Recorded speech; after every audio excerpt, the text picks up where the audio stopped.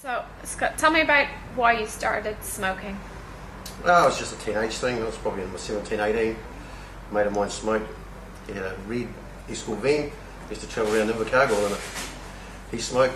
I still remember he smoked Sportsman Red. So he passed me a cigarette and that's when I started smoking. So it was just a teen thing basically. What made you decide to quit? Just had enough. I've been trying for quite a few years to stop. My partner, or my wife, she hates smoking with a passion. That's something I always promised I was going to do, and then just I knew it was time. It was starting to affect health, you can always tell. Get a bit breathless and that.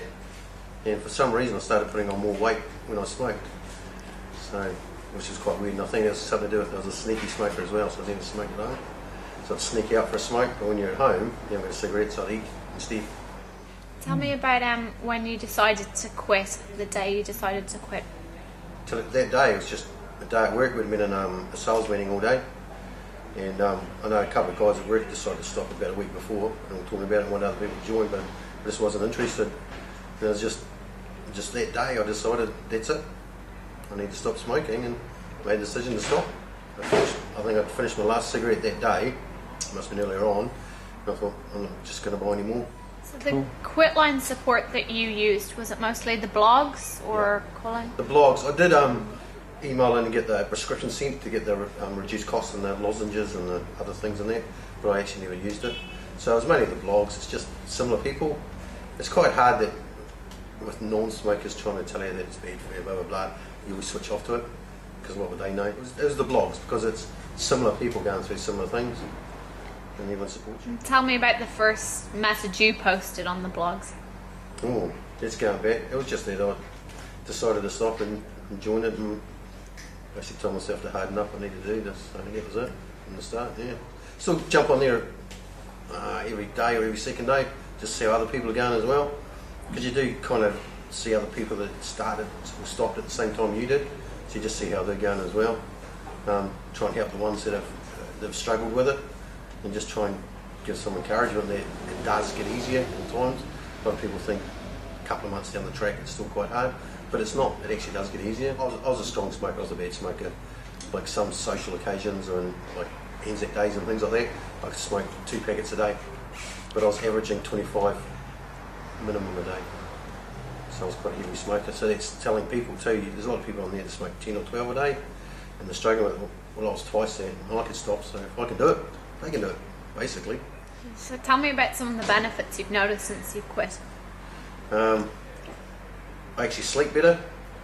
The energy levels are coming back. I'm starting to get out to do a bit more exercise and that, and I'm enjoying exercise. The wife's definitely a lot happier because she says I don't stink anymore. You don't kind of realise how much you stink until you actually stop smoking.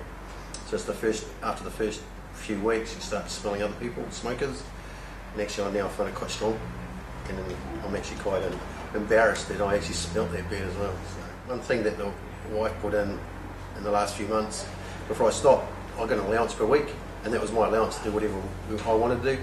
So whatever beer, that was my allowance for buy smokes, I bought smokes with it. So now I'm actually not using that allowance, so we're banking it. So I've actually saved over $3,000 Wow.